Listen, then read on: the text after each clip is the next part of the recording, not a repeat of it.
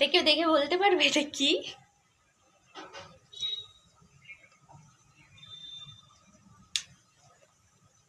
একটা শক্ত হয়ে গেছে, কি বলো তো? আমার মেয়ের হরলিক্স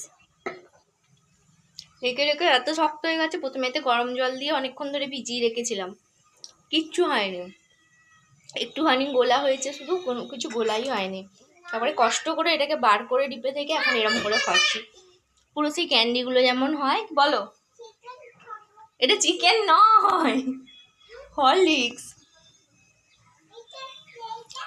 হরলিক্স পুরো সেই ক্যান্ডির মতো শক্ত হয়ে গেছে, ভালো লাগছে খেতে।